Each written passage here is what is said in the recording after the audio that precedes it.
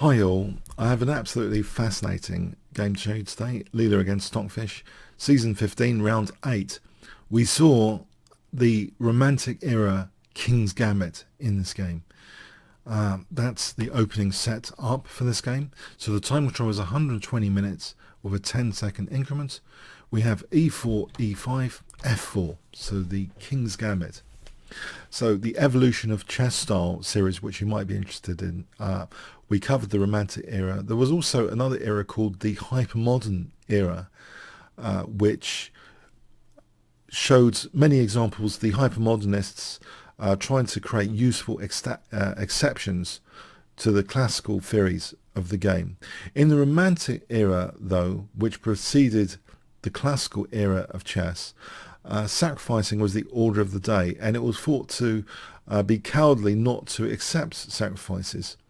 This opening has gone out of favour at top grandmaster level nowadays. It's thought to be relatively unsound, and grandmasters like Level Neronian, I remember he was talking about the King's Gambit. He said also there's just so many options for black, so many different things black can do against it. So it's very difficult to actually know with white all the counter systems, and often they're not even creating equality for white from a technical point of view. You've got to be able to play with the compensation. But for faster time controls, it can be a very interesting weapon of choice, like blitz, for casual players, blitz, or even for surprises in over the board evening chess. So let's see. So F4, the King's Gambit, E takes. We have Knight F3, G5. So clinging on to the pawn, D4, D6. This is the end of the book.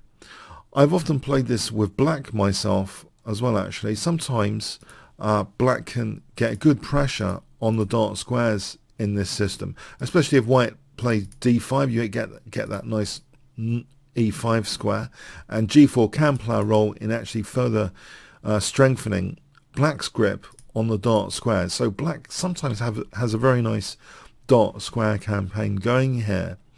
We see a very interesting move from Leela, G3, trying to break up black's pawn chain. Usually the way to do this is H4. This has been seen usually, and for example the knight going back to G1, because on G5 it could be hit with either F6 or H6 potentially. We have the knight usually going back to E2 to hit F4, black clinging on and creating a dangerous looking pawn on F3. Black's got a small edge technically. So this approach with G3 has been seen before, not as popular as H4. Very interesting though, G4, knight H4, F3. It's unwise for black to play F takes after H takes here. This position is very favourable for white. Without that pawn on F3, white's pieces are actually really active on that F file in particular. So full blast on the F file, a little build up there. Later, white's getting a really nice position. So the pawn on F3 has a blunting influence for white's piece pressure. So this way is played. So H3, this actually has a really interesting property behind it, not just to undermine the pawn chain. The H2 square, watch out for the H2 square. We have H5, bishop E3, knight F6, knight C3, protecting that pawn, and now D5. If black routinely castled, white can actually just castle queenside basically, and has a lot of pressure here in this scenario, as stabilizing the center and then working to hit F3 later after maybe exchanging off black's defensive bishop. This is very, very nice indeed for white. So the non-casual move, the pawn's already moved up, hits the center hard again with D5. E5, and now another very energetic move from Stockfish. Is this leaving a slightly weak E pawn though if white takes? White did take, and now C3. So there are ideas of queen C2 or bishop C4. These look really quite dangerous. Black is getting this nice kind of pawn chain like this with the extra pawn, and there is also the D5 square vacated to be able to hold the E4 pawn. We have bishop e6 stopping any bishop c4. This seems very wise indeed to play bishop e6. On bishop g7 as an example, in fact the finesse check here might be stronger than bishop c4. For example, like this position, white simply plays queen c2. So bishop c4 had actually ruled out any queen d5. If this pawn drops and that pawn's now pinned, then this is not very nice at all for black. White's in the driving seat there. So the routine move seems to be inadequate here. On bishop d7, bishop c4, and again, queen c2 is powerful. It doesn't matter about knight a5 because of bishop d5. That pawn dropping, signaling white's really getting in control of the position. So we see after c3, bishop e6, ruling out bishop c4, and now it means here that queen d5. It looks as though black's safely defending the pawn. Not only that, with the king still in the centre, but these move, the knight. If the knight moves, then black can also try and castle queenside potentially, as well as kingside. HG is played. On bishop takes g4, c4. This variation is interesting, and it might actually be about equal. It's really complicated to really get an assessment here, but on initial analysis it seems okay for both sides. So h takes g was played, which seems more comfortable not to have to use pieces to protect pawns in one respect perhaps. But now rook h2, a very surprising rook maneuver, and even more surprises now. Guess what Leela plays here? You might think casting queenside is out of the question, but because of the a2 pawn, isn't that far too dangerous? Would you dare it or not? That's the question. To castle queenside or not? 5 seconds if you want to analyse. Okay. White dared it. White gives up the a2 pawn. This is a super dynamic style of play. Now black took on a2. If not, then perhaps c4 is going to be good for white at some point, and then e4 is under pressure again. It looks dangerous.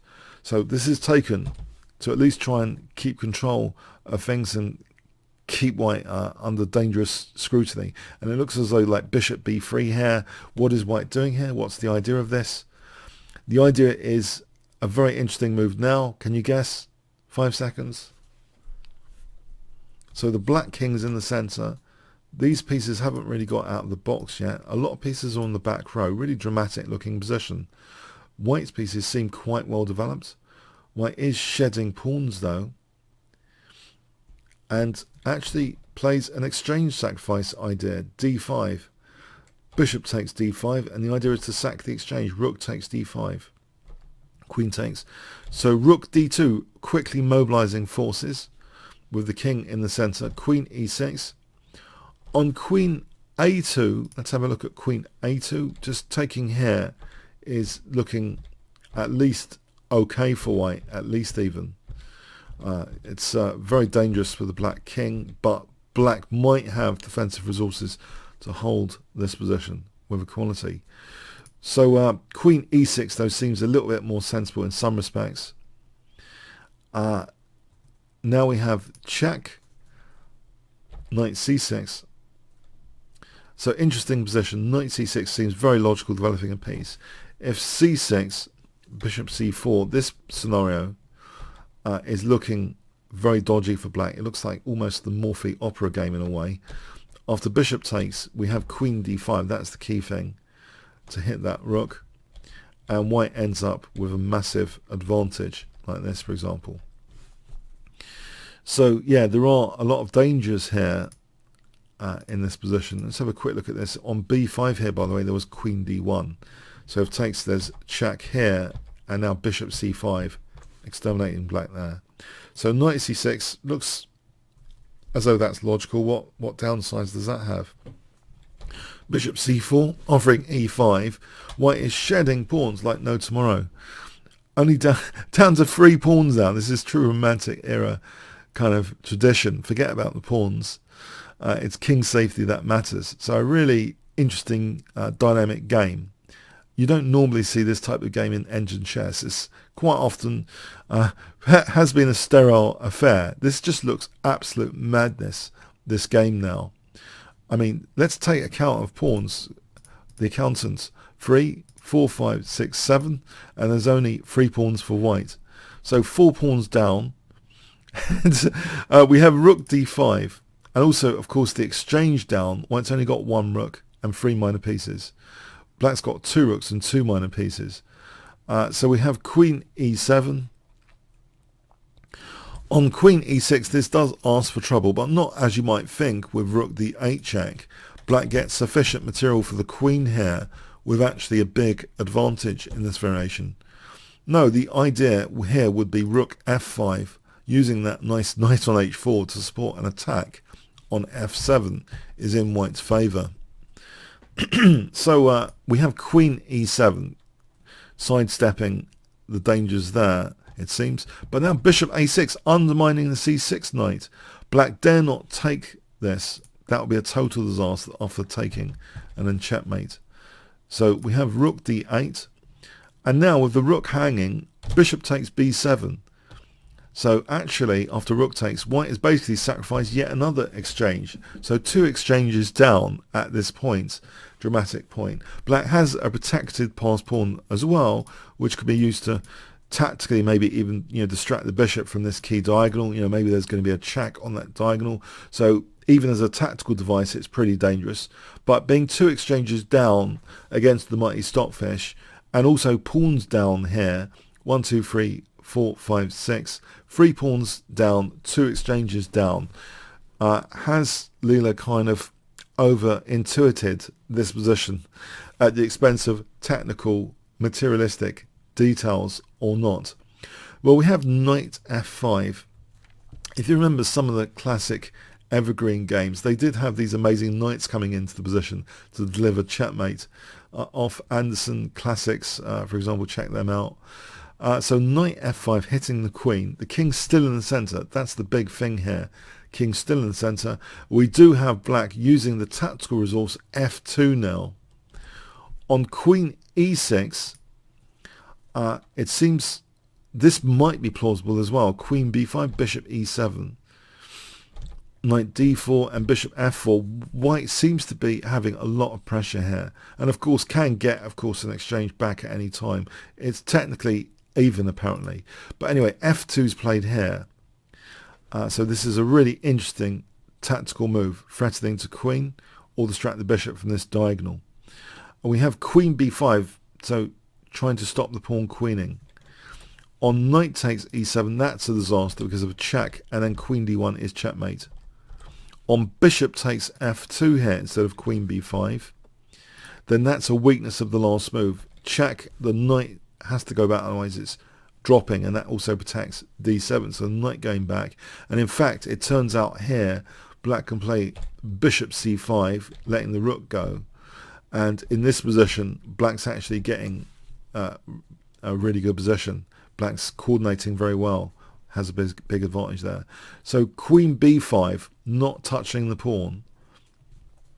And now black plays another really interesting move, a6. Stockfish is really toying with these kind of delicate pawn sacrifices to dislodge subtly white's pieces.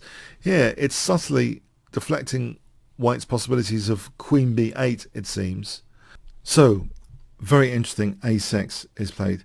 On queen d8 instead, bishop takes d7, check, and check here. This should secure white equality. So this a6 does seem to have a significance to rule out the queen b8 resource. It's actually taken. Very complicated position. Let's examine some possibilities here. On knight takes, this position, black has a big advantage. On queen b8 check, queen d8, again black is getting a big advantage. So white has to be very careful here. Queen takes a6, keeping the tension in the position, keeping a lock and key a little bit on the f pawn. We have queen d8, king b1, rook g6. Instead of king b1, if bishop takes f2, then check, again, is pretty dangerous. This position lets black in the driving seat. Black's absolutely fine here. So king b1. We have rook g6, a really creative way of getting the rooks into play, pinning the rook, the bishop against the queen. So black is seemingly playing with great resource here, as you'd expect. Bishop takes f2, and now rook e6. So we have bishop e3, f6, making way for the king to unpin this rook.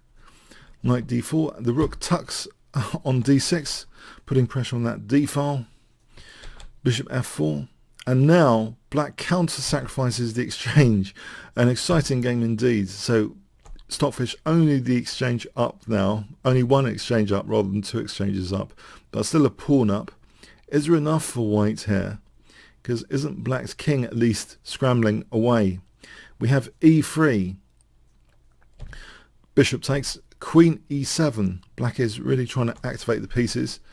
And with that pawn removed, black is actually getting the interesting diagonal now as a resource as well. So by getting rid of some pawns, sometimes that's very useful for one's pieces. Bishop f4, we have king f7, check, king g6, check, king g7, queen f5, and now king g8. And this diagonal, queen h7, threatens to extinguish white's queen. White takes on g4 for the moment. That's check though. Knight e6. Now black does use this diagonal, so queen h7 check. King a2, and now queen e4. So it looks very scary indeed for both sides in a way. Check. Queen takes f6, coordinating on the common square f8. But now Stockfish elects to play a series of checks now, and actually cannot find a way, it seems, to checkmate the opponent. In this position, rook d1, there is the move bishop c1, and Stockfish didn't want to go for that, because after that it would seem a little bit dodgy with this knight and queen hovering over the king. A little bit scary indeed. At least surely white would have a perpetual check as well, at minimum. But we have check, and black actually is the one just to go for perpetual check time now. But yeah, a really dramatic game. So we have a perpetual check scenario and ending in a draw. So not exactly your quite boring draw from Engine Chess, but really a really fighting Romantic Era style game. Leela playing super dynamically. Black also playing super dynamically with tickling little pawn sacrifices along the way to dislodge the configuration of white to try and really play for the initiative in inverted commas. You know, to call the shots. Both sides really fighting to call the shots in this game, in true Romantic Era tradition, not edition, tradition. So I really hope you enjoyed this game as much as me. If you did, please click on the top left box, which should appear shortly. Become a member at chessworld.net. Play against other YouTubers. You can also test yourself on the huge amount of variations covered in this game. I'm starting to think it's like a puzzle generator, this whole game. So that's from the improved menu puzzle books option, which has a link to the annotated game. Comments, questions, donations, see the description. Like, share, subscribe with the notification bell. Really appreciated. Thanks very much. The fascinating puzzle book of this game has been created at chessworld.net. If you go to the improved menu puzzle books, you'll see this one. Okay, if we click start puzzles, and yeah, quite interesting positions from the opening to test yourself. I'm just going to do a few here. White's play for a clear advantage here. I think it's to do with e4. I think bishop b5 check though might be better than bishop c4 to cover that d5 square. Then we can hit e4 with a big advantage. Now here, I think bishop c4, and it doesn't matter about knight a5. We can play bishop d5 here with a big advantage. Oh, pardon me, take with the queen, the bishop. Here I think just king d2 hits the queen and the bishop, so we can just do that. Here, I think the idea here is the nifty Queen D1. So creating that battery against D8 and then Bishop C5. So really nice variations throughout this game, really tactical stuff behind the scenes. Here, I think Bishop C4? Actually, I'm not sure. Bishop C4. White's play for a clear advantage here. We just take that? Nope.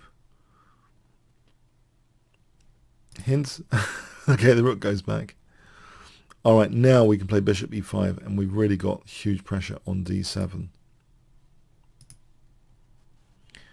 Here, White to play for a clear advantage.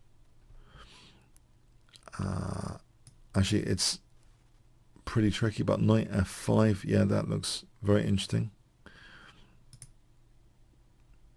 Here, the idea wasn't to try and win the queen with rook d8, but rather f5, rook f5, held by the knight to hit f7. That's quite crushing.